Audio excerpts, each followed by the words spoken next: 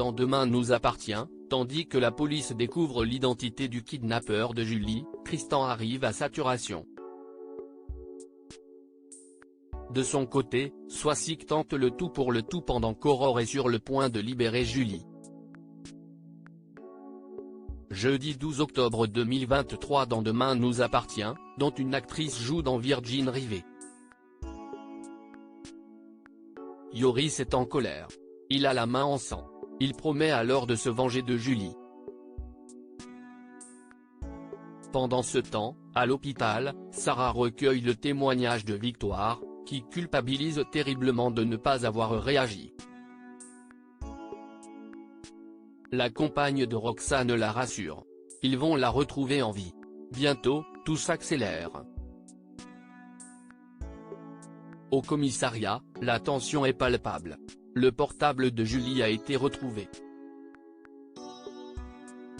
De même, Damien a réussi à déterminer l'identité de l'assassin de Vincent Germain. Mais, l'inquiétude monte pour Aurore et ses collègues. Le criminel a déjà été condamné à de multiples reprises et a toutes les caractéristiques du psychopathe. Le temps est donc compté pour le retrouver rapidement, pour que Julie ne finisse comme le professeur de yoga. Demain nous appartient, Gilles vient au secours de Tristan s'il l'heure du réveil chez les Moreno, et il est pour le moins amer pour Tristan. Alors que Christelle se réveille, elle s'aperçoit que l'ancien gérant du Spoon a sa tasse dans la main.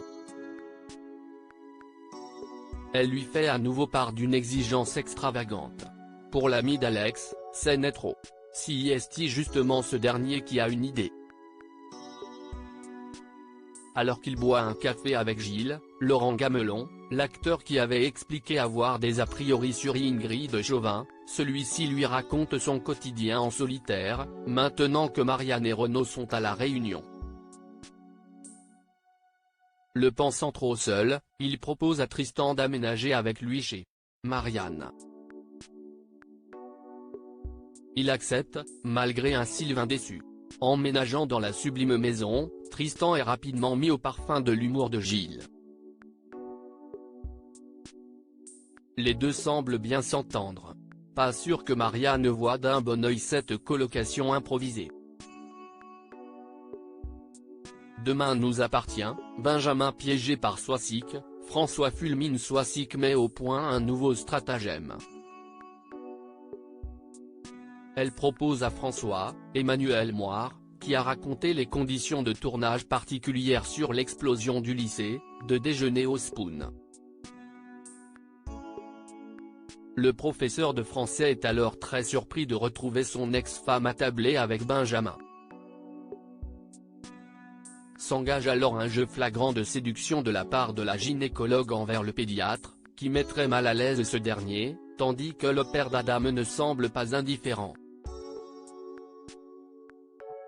Plus tard, la femme retrouve son ex-mari devant le lycée, pour lui demander son avis sur Benjamin et savoir comment il réagirait si elle commençait une histoire avec lui.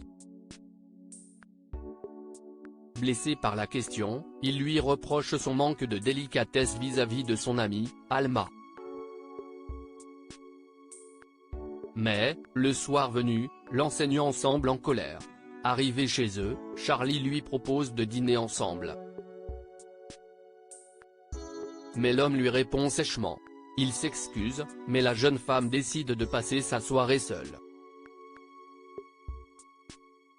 Demain nous appartient, Julie va-t-elle mourir? Au Spoon, Nathan est à fleur de peau. Il s'énerve après avoir cassé un verre. Mona, Catherine Benguigui, qui aimerait bien voir la vie amoureuse de son personnage se développer, essaie de le rassurer, mais il est terriblement inquiet pour sa sœur.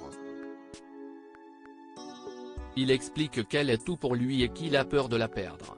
De même, en cellule, Bruno craque et s'emporte contre Nordine. Mais bientôt l'enquête prend un nouveau tournant. Suite à un appel à témoignage, Aurore apprend que Yoris sous-louerait une maison. Avec Sarah, elle décide alors de se rendre sur place. Arrivée, elle ne trouve rien dans la bâtisse. Mais Aurore est bientôt interpellée par une voiture cachée sous une bâche de l'autre côté de la rue. Elle découvre alors que si est bien celle de Yoris, qui l'espionne. Voyant un rideau bouger, la femme de William s'approche de la maison. Julie a même le temps de crier, mais sa voix est couverte par l'aboiement d'un chien. N'entendant rien, Aurore et Sarah décident de repartir, tandis qu'Yoris menace Julie avec son arme.